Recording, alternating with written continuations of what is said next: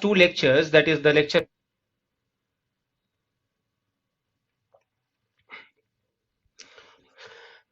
Hi students, good afternoon to all of you. Today we are here on the third day of our class. The most important thing which I want to tell you, share with you is that what I felt in the last two lectures, that is the lecture 1, lecture 2. Hi students, good afternoon to all of you. Today we are here on the third day of our class. The most important thing which I want to tell you, share with you is that what I felt in the last two lectures, that is the lecture 1, lecture 2. Hi students. Yes. So we started with drama and we continued with drama. But the syllabus which is given to us as far as drama, poetry, fiction, non-fiction is concerned, this is actually not the right way. I also discussed this thing and I somewhere felt that one should start the same level, that is from the history of English literature. Why? Because suppose if I am teaching drama, there are many things which we are missing out. And it is quite possible that we will proceed from drama to poetry to other sections of literature. There are so many things which are very important and might miss it out. This I came to know after my second lecture, that yes, I'm not able to give you those things which is actually required. So we will again brush up those things which is actually required, and that is the chronological history of English literature, where I will cover each and everything as I have been teaching since past 2 decades. Okay, students, now see, you will be more comfortable after today's lecture, believe me. So yesterday, day before yesterday, we had already discussed about the Anglo-Saxon period, and now we are going to discuss about the Middle English period, which starts from 1066 to 1485. But here I have written 1066 to 1327. That is William I, that is William of Normandy. William of Normandy, when he came to the throne in 1066. William Normandy, his son was William Rufus, and his other son was Henry I. Then Henry I, Matilda and Stephen. Then Matilda's son Henry II. Henry II, one son Richard I, and one is John Lackland. John Lackland का दूसरा नाम है King John also. So this you can also write it down in your copy. And now I will tell you certain details about some of these rulers, which is very important, not for the examination point of view, but to ascertain your knowledge. Who was William Rufus? William Rufus was a king who actually quarreled with the archbishop. और arc bishop के साथ उसने इसलिए लड़ाई लड़ी Canterbury के साथ क्योंकि he wanted to have a great influence on the settlement of the archbishops. जो अपॉइंटमेंट्स होता है आर्क बिशप्स का वो अपने कंट्रोल में लेना चाहता था. So that was not a good part by William Rufus. Then his other son was Henry I. Then this is stepwise, but this is not that important. But you should know about this thing. Now after Richard I and John Lackland comes, यहाँ इसके बाद आता है आपका Henry III. You can write it down on your sheet. Henry III. After this, Henry III, and Henry III was the son of John Lackland.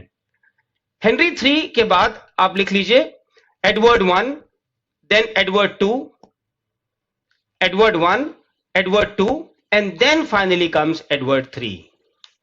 Correct? Why I am telling you Edward III? Because actually the syllabus which I have been teaching, which you should also know, that it starts actually from Edward III, Richard II, Henry IV, and so on from the age of Chaucer. Now we will study about the French influence.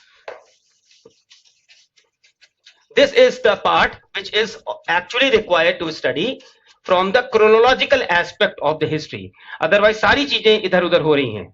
Now we will study about, this is important, the French influence.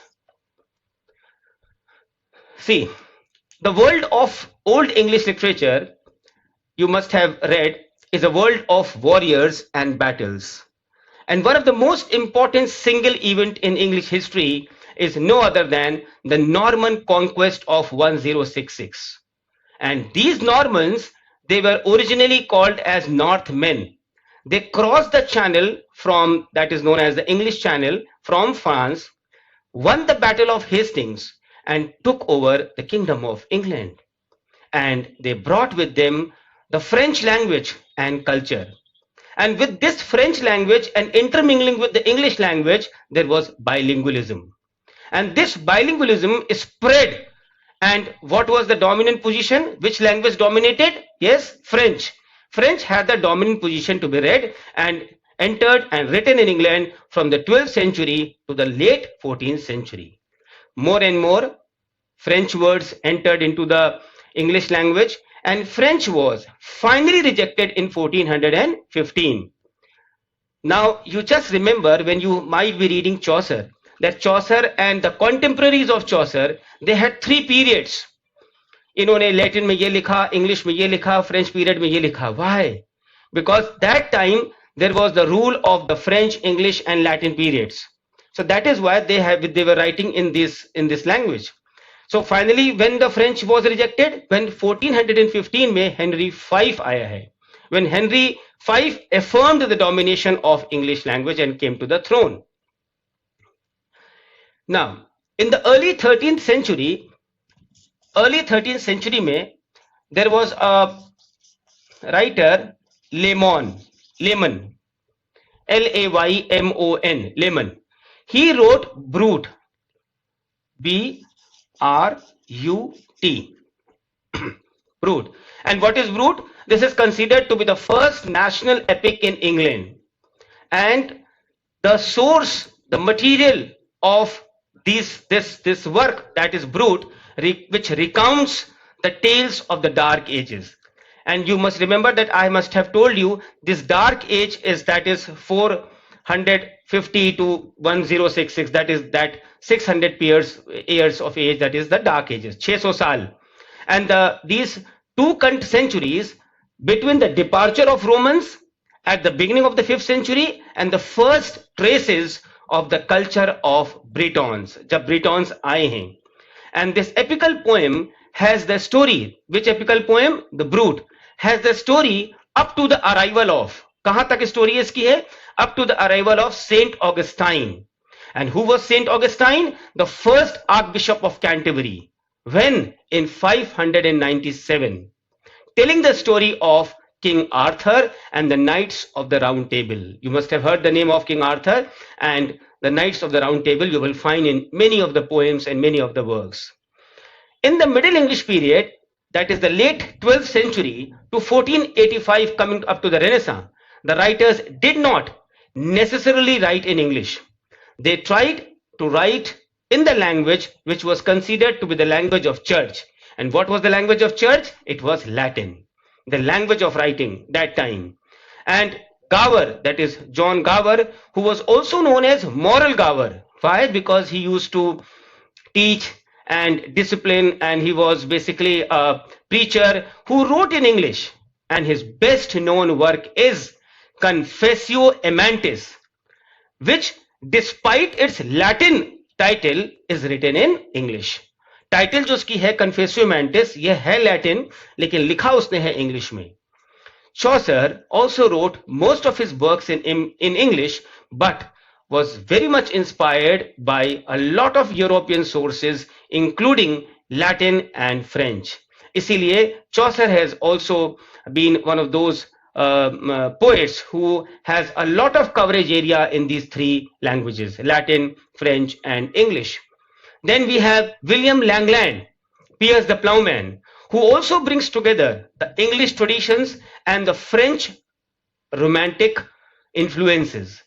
Though he has written that Piers the Plowman, which is a great satire on the Roman, on the churches, on the behavior of the churches, and it is a great satire. And there were also some of the anonymous writers. Anonymous meaning we don't know the writers. The names of the writers are not known, but their works have been popular due to certain things which they possess. That is Sir Gawain and the Green Knight. Then Pearl, Purity and Patience. Again I will repeat it. Sir Gawain and the Green Knight, Pearl, Purity and Patience, PPP. So these are the four important works. Though we do not know the names of these writers, they are important. So this is the basic introduction of the French influence. Now, moving ahead, you have to know, always remember that for English literature, to understanding of English literature, to understand the monarchies is of utmost important, because they are actually the rulers. बिना इनके कुछ भी नहीं होता.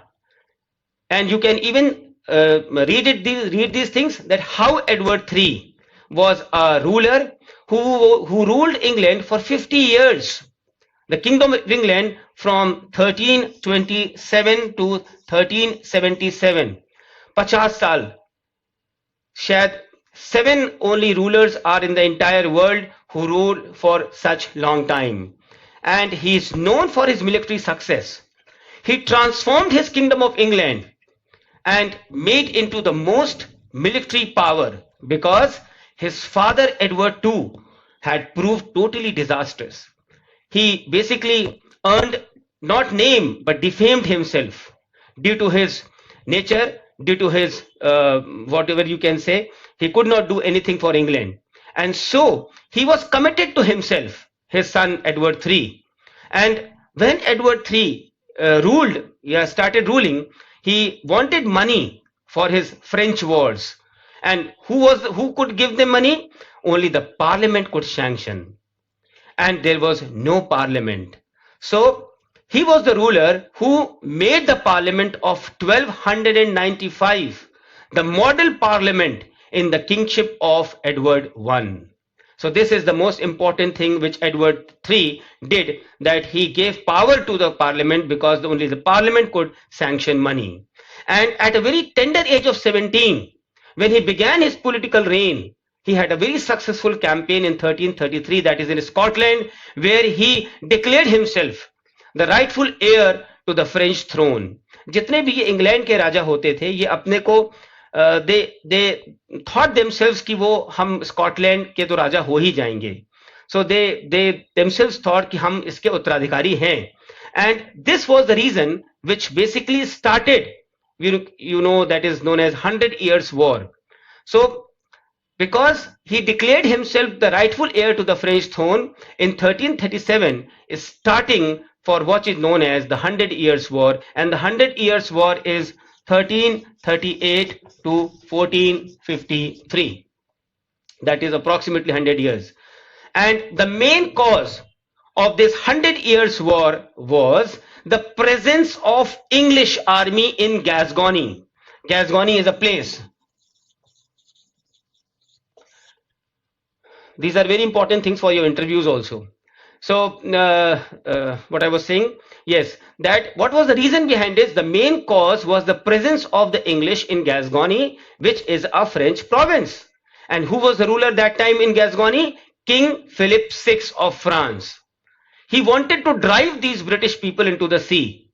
And so the relations between these two kings deteriorated. And in 1340, Edward assumed the title of King of France, where he gave a crushing defeat to the French at the Battle of Sluys. Battle of Sluys, S-L-U-Y-S, important name. He gave a crushing defeat at the Battle of Sluys in 1340. And in 1346, he also defeated the French at Crecy, C-R-E-C-Y, Crecy. Let me complete this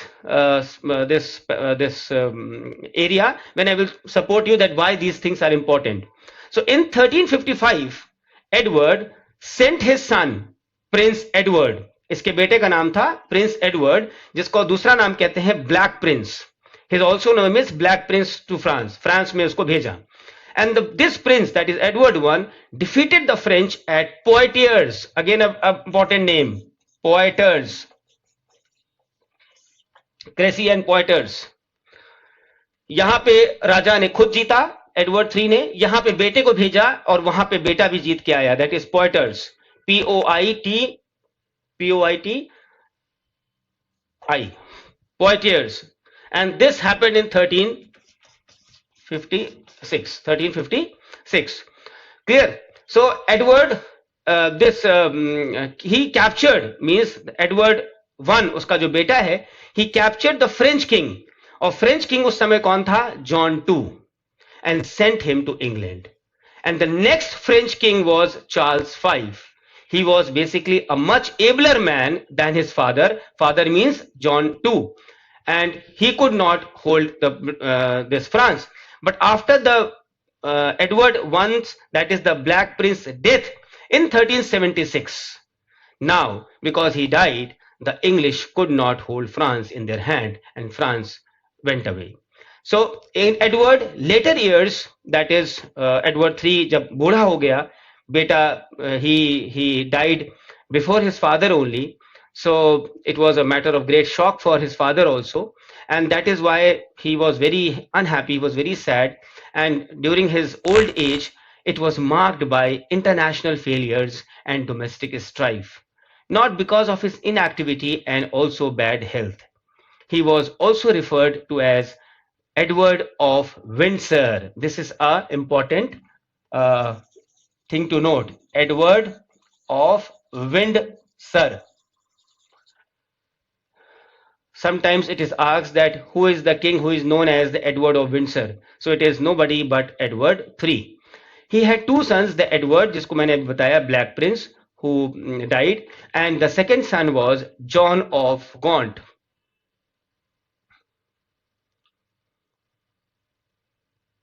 John of Gaunt.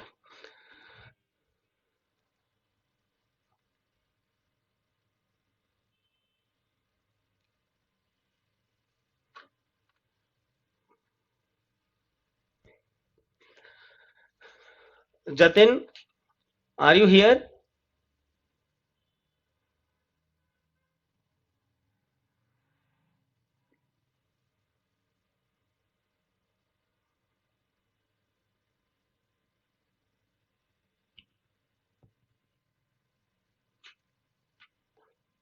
Jatin, are you here? The class has started. So, yes, he had two sons. I told you, Edward the Black Prince and John of Gaunt. The Black Prince was the eldest son of, the Black Prince was the eldest, just hold on.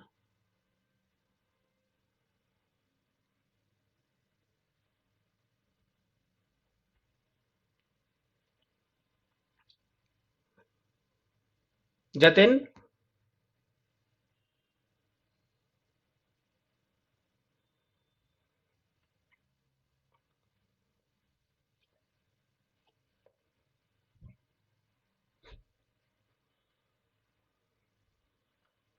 Yes.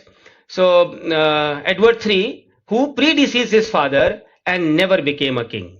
Edward II, that is his son Edward I, could never become a king. And Edward's only son, Richard II.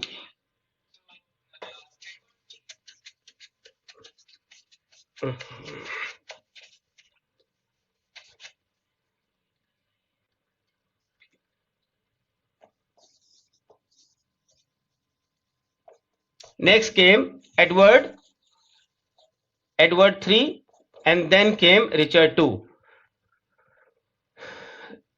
because Edward I predeceased. So Edward's only surviving child, that is Richard II, became the king after Edward III. Now we will discuss about Richard II. And Richard II came to the throne in 1367 to 1400. 1400. And he became a king when he was only 10 years of age.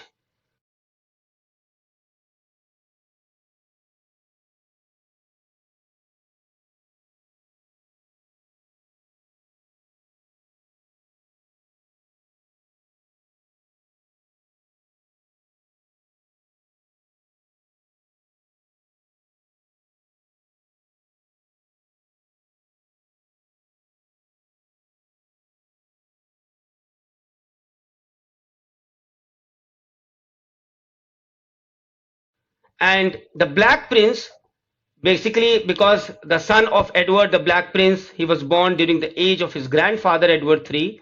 And during the initial years as a king, the government was basically ruling because he was a small boy, and this government was being ruled by the series of councils. And the first major challenge in his reign was the Peasants' Revolt of 1381. The Peasants' Revolt of 1381, which the young king played a very crucial role and suppressed it. This work was done by Richard II, which was actually remarkable. And in 1399, John of Gaunt died, and so Richard II usurped the whole property of his uncle. During the reign of Richard II, students, there was a clash between the kings and the commons. And the king was always in financial instability or difficulty, and the parliament was always complaining that the king's expenses are very heavy. So this was basically some, you can say, the inability and the extravagance and the spendthrift nature of Richard II, which was not a part of Edward III. Edward III was not like that. And Richard II का जो rule था was full of vicissitudes, means ups and downs. And the period between 1389 to 91, that is 89 to 91, is described by the historians as a period of tyranny, Richard's tyranny, कि बहुत जबरदस्त उसने ऐसा काम किया जो बिल्कुल किसी को अच्छा नहीं लगा. And when John of Gaunt died, Richard II disinherited his son. Whose son? Richard, John of Gaunt's son. And John of Gaunt के son का नाम था Henry of Bolingbroke, that is Henry IV, who had already been exiled previously, जिसको already पहले exile में भेजा जा चुका था. So Henry IV was very angry. He took a handful of force, and because he had a passion in his heart that this has been done with me by my close cousins, he invaded England in 1399. Just for what? To proclaim his patrimony. But with a little of resistance, Bolingbroke deposed Richard and was crowned as Sir Henry IV. थोड़ा सा लड़ाई हुआ. He had a small army, but the passion and the fire in his heart was so much that even Richard could not sustain. And he was captured and put into the jail, and he was taken into captivity, where he was kept in jail. And it is supposed that he was not given food and anything for so many days, and finally he died. So finally the coffin was made, and it was basically kept outside the castle for the people, for the public to see that, see, he died. But who can say, because Henry IV had already become a king. So this peasants' revolt of 1381, which was one of the most important events which was done by Richard II, only, was remarkable. Otherwise, taxes ज़्यादा थे, girls were dowry थी, और बहुत सारी ऐसी चीजें थी Richard to के रेजिम में which was not liked by the public at all. And the total contradiction in terms was that of Edward III. So now we will talk about the age of Chaucer, which is in continuation, exactly the continuation. Yahan se we start with the age of Chaucer, when we know at least something about that. When Chaucer came, he basically enjoyed the kingship of three governments, three councils, three regiments, that is Edward III, Richard II, and Henry IV. And that is why when he saw three climates, three councils, three governments, so he was very much exposed to the world. And when he saw three kings, this means there was a great upheaval of political, religious, economical, social, literary activity. हर राजा आएगा, वो अपना काम करेगा, अपने ही system से काम करेगा, और चौसर हर के क्लोज था. He was also very close to Edward III as well as Richard II as well as Henry IV.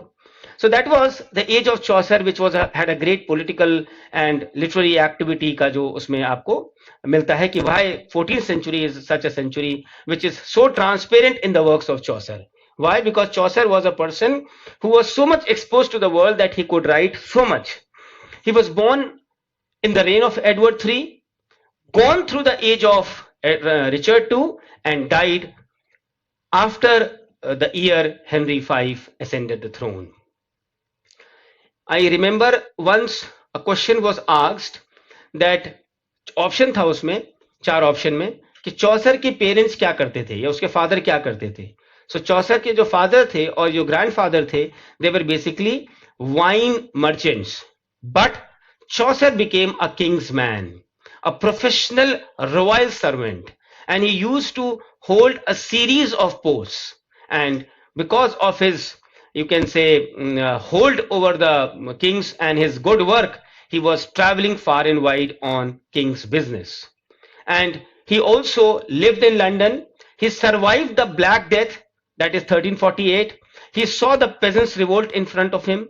He married Philippa Roet. एक बार क्वेश्चन ये भी आया था कि इसकी शादी किससे हुई है, what the name of his wife, that is Philippa Roet.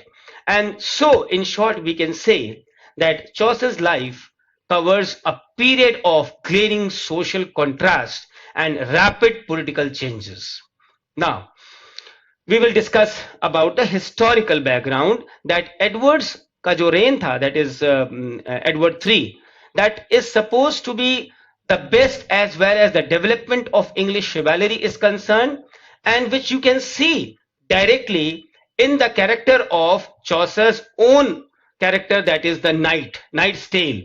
जो Knight Tale आपने पढ़ा है, चाहे Prologue to the Canterbury Tales हो, चाहे Canterbury Tales हो, that is exactly the picture of Edward III and the story of the successive wars with France and the famous battle of Crécy and Poitiers, which I just told you.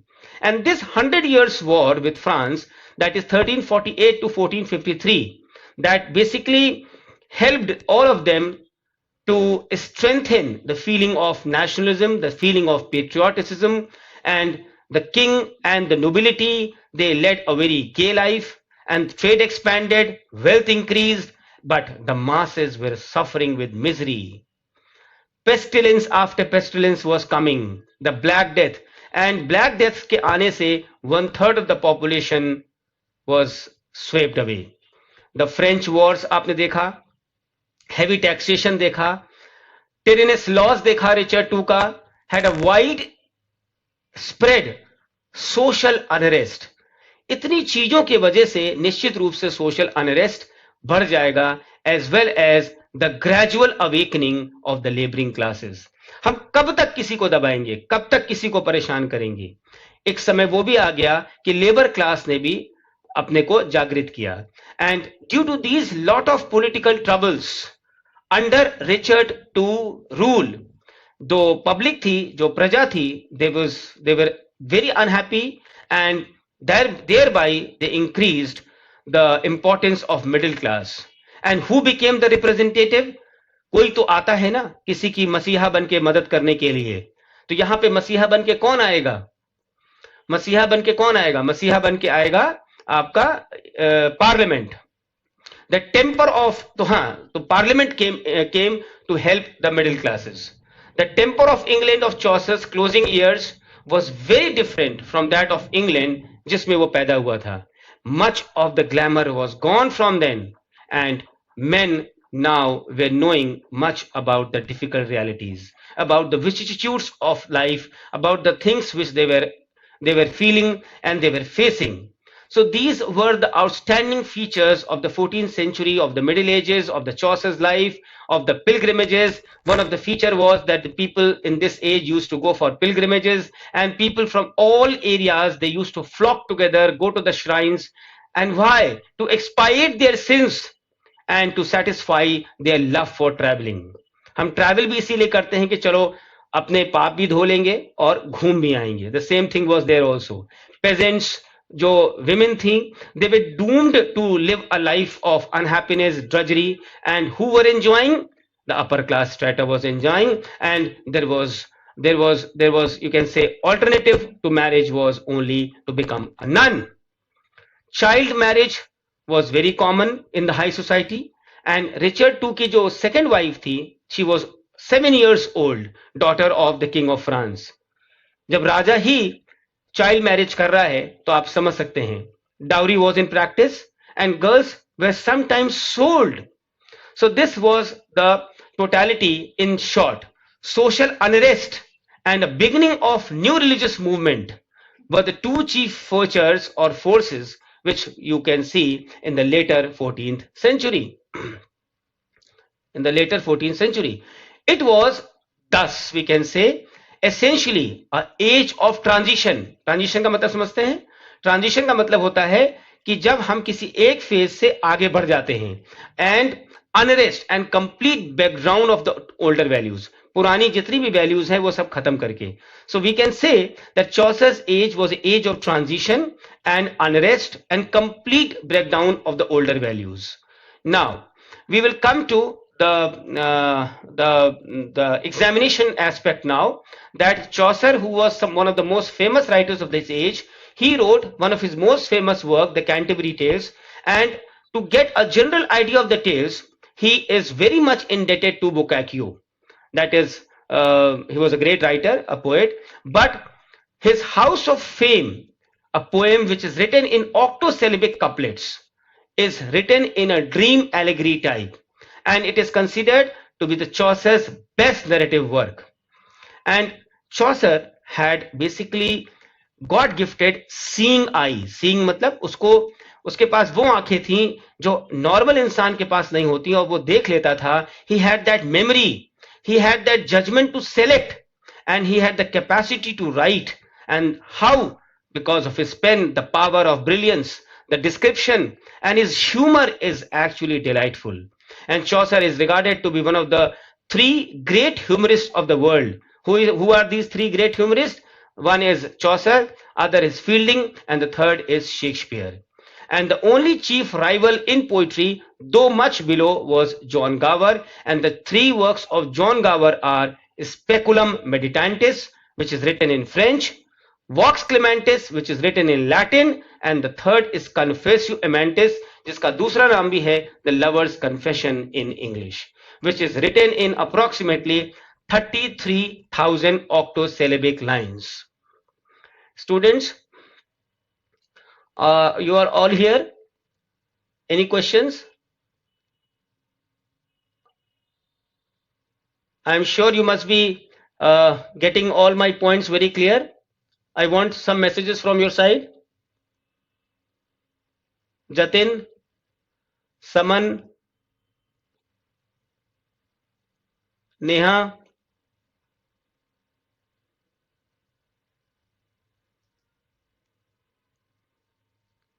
Okay, to continue with, next we come is the examination aspect, that is William Langland, the vision of William concerning Piers the Plowman, which is an enormous allegorical poem. an enormous allegorical poem. It was almost formless, and it is supposed that it is a great literary work, but its defects are considered to be redeemed by its vigor and moral earnestness. It is a great satire and which attacks the social and the ecclesiastical abuse of the day, the greed of the day, the hypocrisies of clergy, and the tyranny of those who used to sit in high places. So that is what is the vision concerning Piers the Plowman. Now, we have one more author known as John Barber.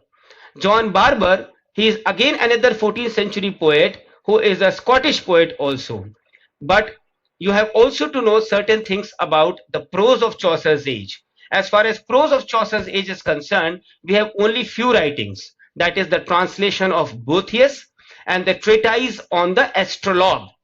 And the most important work or the name as far as prose is concerned is Wycliffe's Bible, which is a great and interesting example of the vigorous English and his controversial pamphlets also. Then we have Sir John Mandeville's The Travels of Sir John Mandeville. And the author of this book is undoubtedly Sir John Mandeville, who was a knight who used to travel in many regions and etc. etc. Now we will go into the details of John Wycliffe and the Reformation or the reforms in the church. We have just discussed about the Langland, Gower, Wycliffe, Chaucer, and we found that Wycliffe attacked the church because the bishops and the many clergymen were immersed in lot of affairs of the state. And the important work which earned him the father of English prose is the translation of the Bible which Wycliffe had done. And Wycliffe himself translated the Gospels and the part of the New Testament. बहुत सारे questions इस पूरे system में आते हैं जो मैं आपको इस समय बता रहा हूं. Wycliffe himself translated these Gospels, and the rest was finished by his followers. And his translation of the Bible was slowly copied all over the world, and so fixed a national standard to replace the various dialects which was already going there. And he used the Latin version of the Bible, which is known as Latin version को क्या कहते हैं, ये question आता है. The Latin version is known as the Vulgate, Vulgate, and he was the first to use pamphlets and leaflets as direct means of appeal to the people at large. Clear? In the 14th century, there were 4 principal dialects of Middle English, and many questions have been asked, though they are not asking these days. And what are these 4 dialects? पहला है आपका Middle English, दूसरा है Middle English, then Northern, then East Midland, and West Midland and Southern. There are 4 principal dialects. So you have to remember these 4 principal dialects, क्योंकि एक dialect को हटा करके वो ऑप्शन में डाल देते हैं. You have to see that what are the 4 dialects, out of which dialect was popular. And out of these, the East Midland dialect, East Midland dialect, this, many questions has been asked. This इसको लिख लीजिएगा. East Midland dialect became the standard English because it was the language of London and the 2 universities. और वो 2 universities कौन सी है? Oxford and Cambridge. तो इसलिए ये पॉपुलर हो गई East Midland dialect. Clear?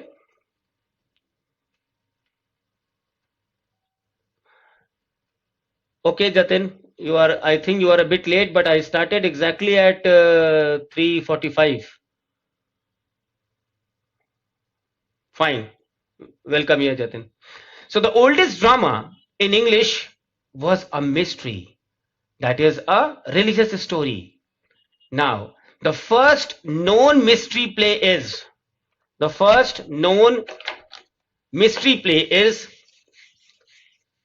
those students who have taken my first class, the second class, and the third today class now will feel comfortable, and I want the messages from you all that yes, this is the actually the right system to study from today, from the history part. And in this history part, we will be comprising with all these things which are there in the syllabus, that is drama, fiction, poetry, non-fiction, everything. But suppose if we were going with drama and these things like that, hundreds of things were going to be missed by me and by you also, and there was no chronology at all. So I'm sure students, you will like this original system of teaching. The first known mystery play is The Harrowing of Hell. The Harrowing of Hell, Hell. Harrowing of Hell, performed about 1350, and it was customary of the guild to present a cycle of mysteries. And we have many such cycles beginning to Chester, York, Townley and London cycles. जब आप detail में history पढ़ते हैं, then you get all these things also, and I am giving you the filtration, the preciseness of every chapter, so that you may know even the deepest and the most important points where not to miss. So I am trying that I should not miss the relevant aspects. So the cycles के बारे में भी आपको पता होना चाहिए. That is the Chester cycle, Chester, the York cycle, the Townley cycle and the London cycle. The first major poem English in Langland Piers the Plowman मानी जाती है, major poem. And basically इसकी स्टोरी आप note कर लीजिए ऐसे, जैसे आप लिख रहे हैं नोट्स, आपने लिखा लैंगलैंड पियर्स द प्लाउमैन, यहाँ पे स्टार ऐसे बना लीजिए. स्टार का मतलब है कि सर ने कहा है कि you just read the detail of this work also somewhere. Now we will just hold on.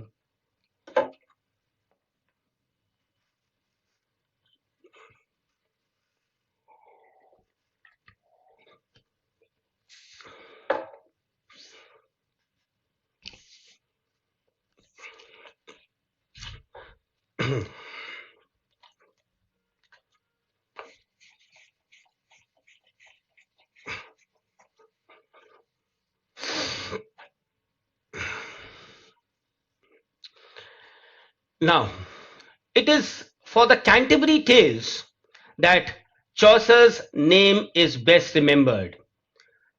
So here I will tell you the technique of how to complete Chaucer Prologue to the Canterbury Tales, though it is so large. It is a collection of stories told by the pilgrims who have come here for the journey to Canterbury, and the prologue is the clearest picture of the late medieval life existed anywhere. These pilgrims, they represent their age, and they also represent the universal humanity. The colorful life of the medieval English finds its finest representation in Chaucer's pages. That is Book of the Duchess, then House of Fame, Troilus and Cressida, The Legion of Good Women, and the unfinished Canterbury Tales. So in this way, you have to complete one by one the details of these poems. This is very well written in a book known as David Dyches. When you will open the opening pages of David Dyches, you will find that he has given complete one paragraph of these prologue to the Canterbury Tales, the poems of Chaucer in detail, which is written in a very net eccentric manner, but only this portion. Otherwise, the whole book is not for net. It was for net long back, but now net has taken a different journey altogether. Yes. Now, we are coming to discuss the 14th century England. To discuss the 14th century England, a student should know the characteristics by heart. Suppose in the interview you are asked, give me some characteristics of the 14th century England, what you will say. So immediately you should answer, because only then you will be able to answer when you have a lot of knowledge and the history is you are commanding the history. The first and the most important characteristic is that everything was written in allegorical form.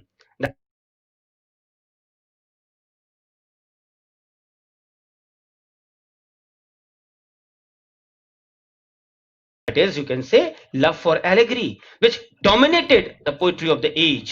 And the French period or the Italian period is allegorical, जैसा कि हम देख सकते हैं piers the Ploughman में. Then first point हो गया आपका एलेग्री. सेकेंड पॉइंट हो गया आपका realism.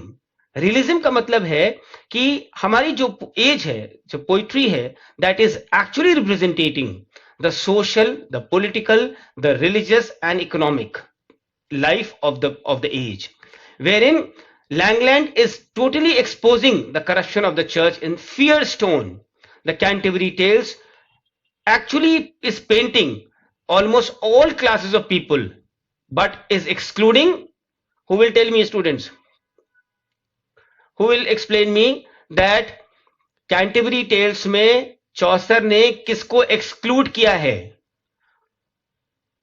They have Chaucer has included all the sections of the society excluding the highest and the lowest, and the Piers the Plowman is giving a realistic picture by Langland particularly of the common people. So characteristics में आपका हो गया allegory, realism. Then we have didacticism. Didacticism का मतलब होता है moralizing.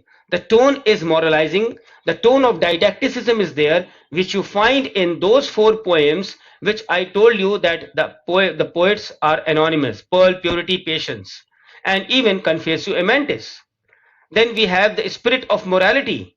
Spirit of morality is also there in the works of Langland, Gower, and the works like Pearl, Purity, and Patience.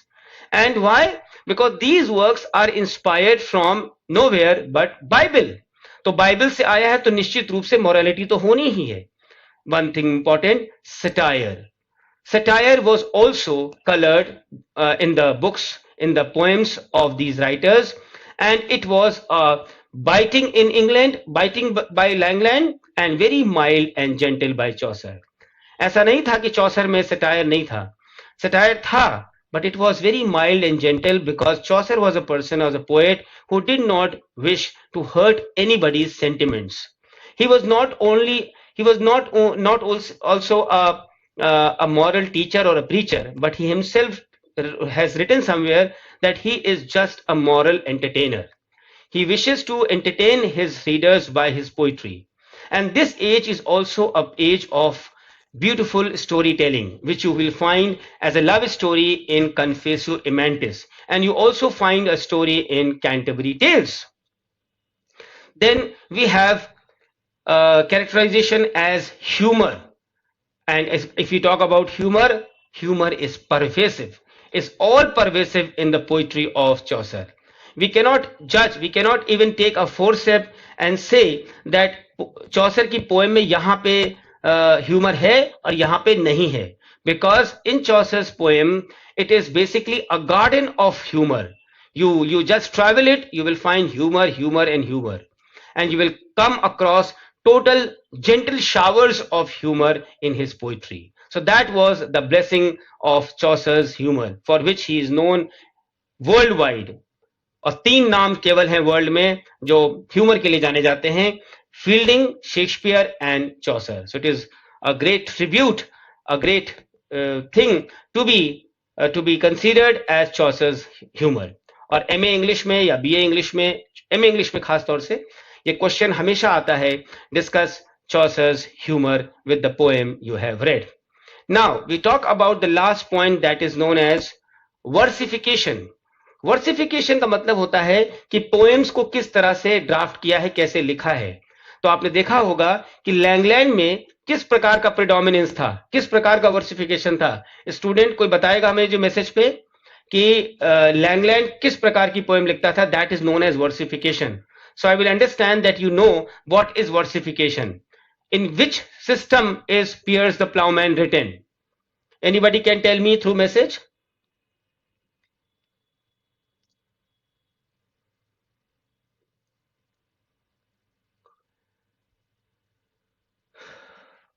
Again, my question, I'm repeating my question.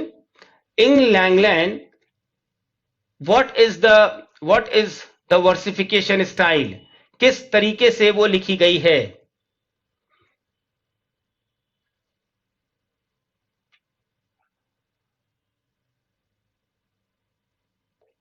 so that I may be able to understand that do you understand what is versification? Any student will write the message on the message box. I will tell you. So this Langland Pierce the Plowman is written in alliteration, that is known as alliterative verse. Alliterative verse. And Chaucer ने employ क्या किया है? 10 syllable lines. 10 syllable lines rhyming in couplets as in the prologue, and the same line arranged in the 7-line stanza employed in the Troilus and Cressida. और उसी को कहते हैं 7-line stanza को rhyme royal. So poets had a lot of poetical imagination and phrasing. So these were the characteristics of Chaucer's of the 14th century.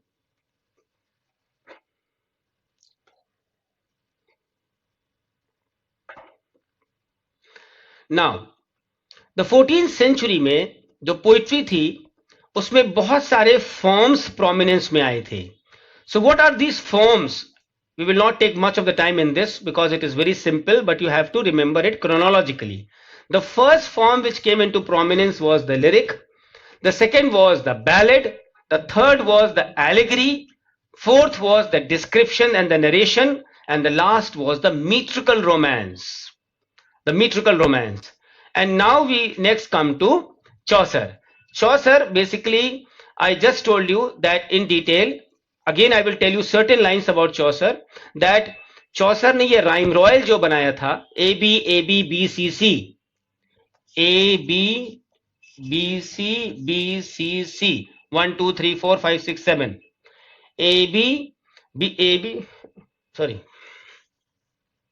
A B A B A B A B B C C, and Chaucer is also known as the morning star of Reformation. ये question भी आ चुका है. Why? Because he found English a dialect. चौसर के लिए कहा जाता है he found English a dialect and left it a language. एक लैंग्वेज बना के छोड़ दिया. And he used terza rima for his a complaint unto his lady. A complaint unto his lady. He used terza rima. What is terza rima? What is terza rima? 3 lines. Yes. और जो ये terza Rima था ये कहां से सीख के आया था? He learnt it from France, and he is actually considered to be a true humorist in the true sense, and that is why his prologue is considered to be the prologue to the modern fiction. ये W.J. Long ने कहीं पे कहा है कि the prologue to the modern fiction. Now we will discuss something about Chaucer's Canterbury Tales or prologue. First of all, prologue in detail, because prologue is the vertebrata, or you can say the core of Chaucer's whole personality. See, prologue वो होता है जब कोई चीज हम आगे लिखने जा रहे होते हैं तो पहले हम प्रोलॉग लिखते हैं, उससे हमें पता चल जाता है कि हम आगे क्या लिखने वाले हैं. And if you are not able to understand the prologue, it is very difficult to understand the later part. So suppose if I give you the example that there is an envelope, and in that envelope there is a letter kept inside. So what is of more importance, the envelope or the letter? What will be of more importance? Undoubtedly the letter will be of more importance. The envelope will not be of that importance.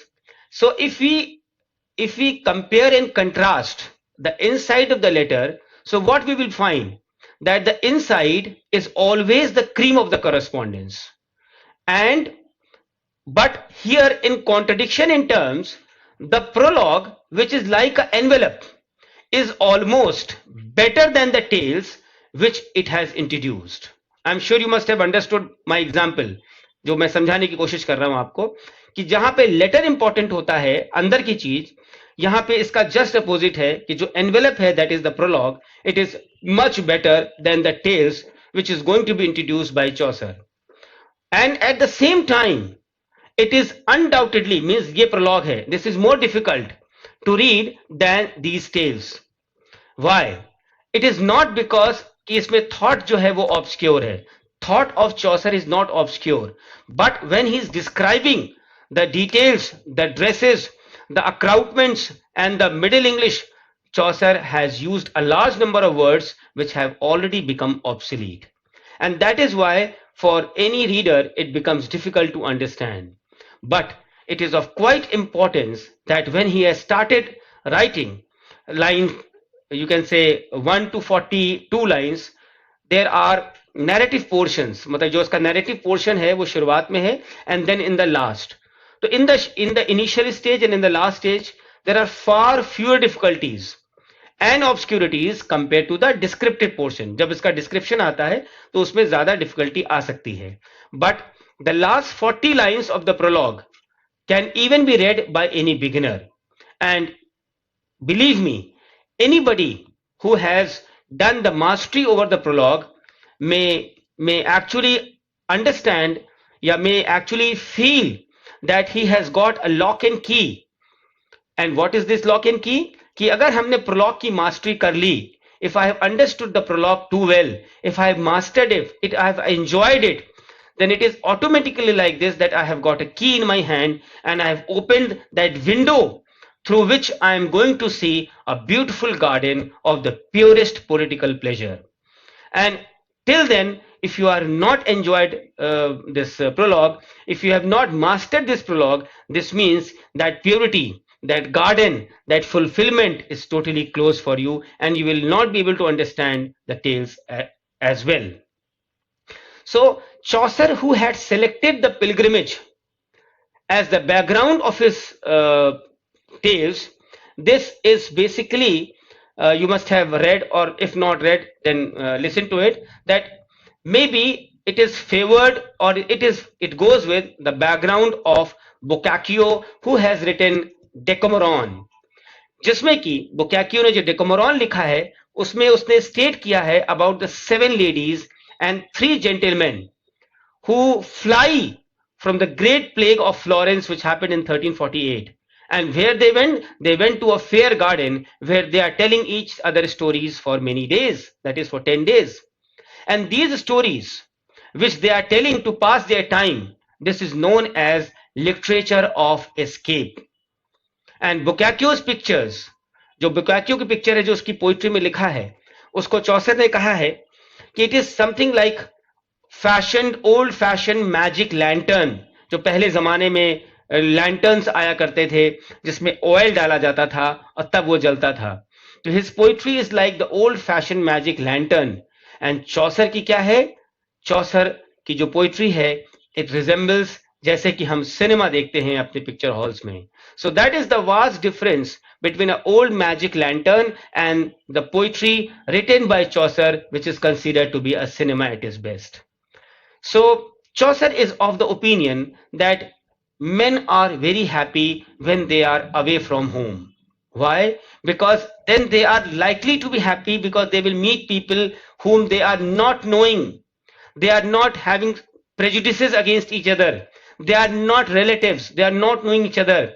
And this concourse, which is a group of men and women from all walks of life, from all quarters of the society, they are in a holiday mood and they want to talk and behave in a very natural, unrestrained manner, where Chaucer has described their dresses and accoutrements and appearance in detail and character in outline. Why? Because he feels, Chaucer has said, the apparel of proclaims the man. ये coat भी आ चुका है net में पहले कि ये coat किसका है? The apparel of proclaims the man. This means कि what you wear, you tell about yourself. इसलिए उसका जो डिस्क्राइब करता है कैरेक्टर्स को, उनके ड्रेस एंड अपीयरेंस को डिटेल में कर देता है एंड कैरेक्टर को सिर्फ टच करता है आउटलाइन से. He does not believe in touching the character into more detail, and that is why his belief is the apparel of proclaims the man, because their character means कि जो इनके subjects हैं prologue के, उनको तो बाद में उसको दिखाना ही उनके एक्शंस में, उनके डायलॉग्स के द्वारा, उनके टेल्स के द्वारा जो उसने चूज किया था। एंड ये बहुत वर्थ नोटिंग बात है कि जिसके लिए उसको डीपेस्ट रेवरेंस था उसका डिस्क्रिप्शन नहीं है। And who is that person? He is no other than but the parson. So when Chaucer starts his prologue, he has actually done a great job, and he has started his prologue जैसा कि एक orchestra party में आप जाइए तो orchestra बजाने के लिए you will find that people take more than 45 minutes to tune the instrument and then they start with their songs. But unlikely, Chaucer is that poet who does not take even 45 minutes, and he has just written the 18 preliminary lines and the poetry is underway.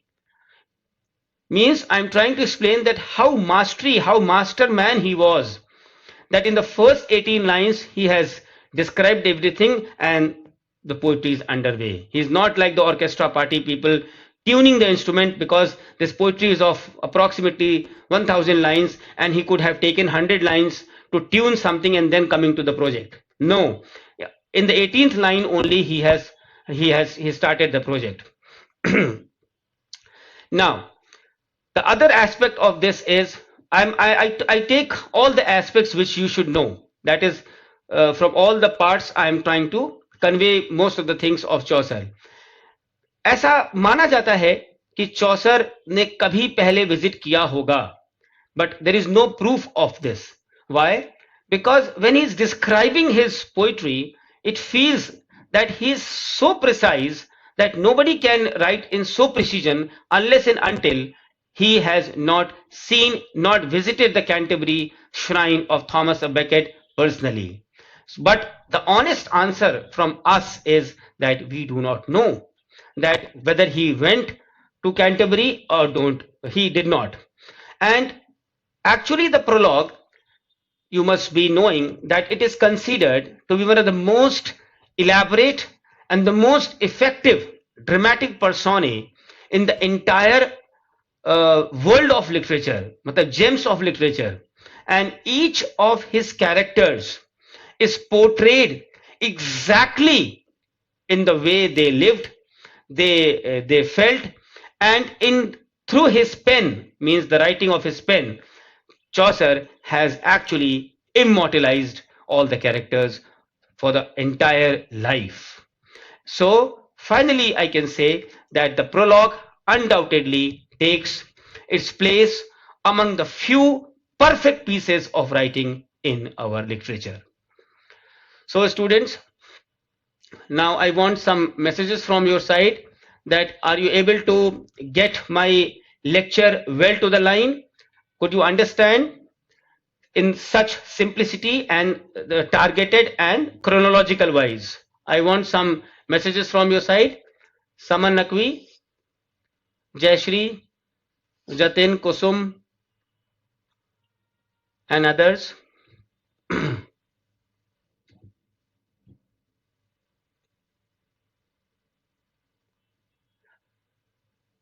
I would like to ask one thing, students, that am I slow or fast? Are you able to get my lectures properly as you used to get? Because this only you can tell me. That I think that without keeping this speed, I will not be able to cover such a demonic homework. Jayashri, okay, you liked it. Okay, fine. So you are free, students, to tell me through messages that yes, I'm a little fast or slow or like this, because I somewhere feel that this should be the minimum speed, because you are all postgraduate students and there is nothing where we can be slow, and time is very valuable for you also, for all of us also. And the most important thing is that you have to get my vast experience. So in this 1 hour lecture, after this lecture, what you will feel when you will read your books, you will feel that yes, it is now enlightening for me to understand and to explain questions and you to answer and to speak anywhere on any platform. Fine. So now we will go to, this is the end of this session, because I took a lot of energy to explain this thing, and as I have said that I will give you 5-6 questions per day, so that you may be nourished by these things also, because that are also very important. So my first question is, now this is a you can say उसको क्या कहते हैं, कौन सा round होता है वो जो स्टूडेंट्स करते हैं स्कूल कॉलेजेस में, buzzer round, yes buzzer round, कि I will just name a question and you have to just write it on the message if you are knowing. My first question is, in the Physician's Tale, that is Chaucer, Physician's Tale में चौसर ने बताया है कि physician ने किसका murder कर दिया. In Physician's Tale, Chaucer tells that the physician killed dash. आप लिख लीजिएगा, हमें आंसर बाद में दे दीजिएगा. In the Physician's Tale, Chaucer tells that the physician himself kills dash. Not knowing, so okay, you just write it down then for your knowledge level, that physician kills his own daughter. Now, कौन सा tell है चौसर का, जैसे बहुत सारी tales है ना, nun's tale, priest tale, physician's tale, clerk's tale, आप कहां पाते हैं कैरेक्टर ग्रिसिल्डा का, GRIESLDA,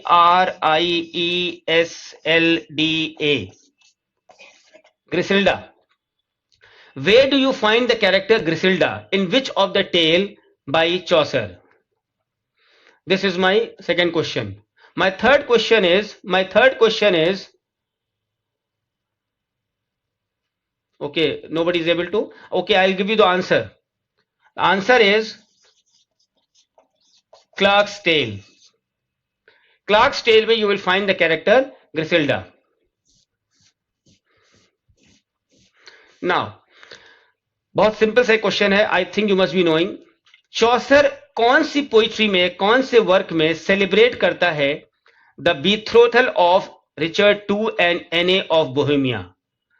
किसकी शादी को सेलिब्रेशन करता है? Which the two people, that is Richard two and Anne of Bohemia को सेलिब्रेट करता है अपने किस पोएम में?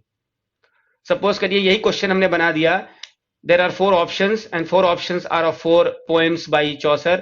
मान लीजिए first option is Parliament of Fowls, Troilus and Cressida, The Legend of Good Women, and none of the above. Which of the above poetry celebrates betrothal of Richard II and Anne of Bohemia? And this is also one of the best fables of Middle Ages. It is also a dream vision. ये भी मैं आपको बता रहा हूं, ये dream vision है, 700 line में लिखा है और राइम रॉयल पैटर्न में है, means ABABBCC. Anybody? No one. Okay, I'll tell you the answer. That is the Parliament of Fowls. The Parliament of Fowls is a poem which celebrates the marriage of Richard II and Anne Bohemia. Okay, now the next question is, who has written the Shepherd's Garland? I should get the answer immediately.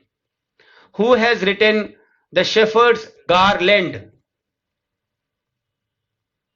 The Shepherd's Garland. It is written by Michael Drayton. Michael Drayton, और इसमें लिख लीजिए 9 eclogues हैं.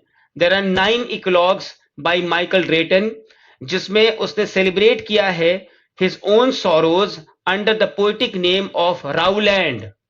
उसका खुद का poetic नाम है Rowland, RAWLAND. Under his own poetic name, the Rowland. And this, the Shepherd's Garland, was further expanded in a cycle of 64 sonnets, which was published in 1564 under the title of, very important, ye many times you will find in the net paper. इसका क्या नाम बाद में पढ़ा?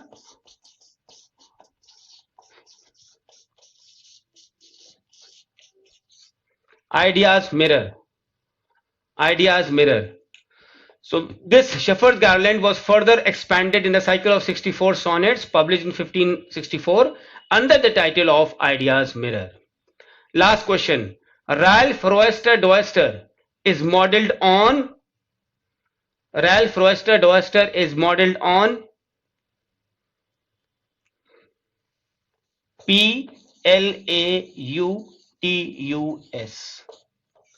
is modeled on Plautus. So these are 5-6 questions. You write it down and remember it. Okay, students, fine. Then today was the last 3 days lecture, which was kept for all over India students free. Now those who have to register may register themselves finally, so that this software may finally continue with proper in continuation with my today's class, that is from Monday onwards. Hoping for a good future, and I hope that you all be very happy to be a part of OSN Academy and under Dr. Agrawal's guidance. Best of luck and have a good evening. Thank you.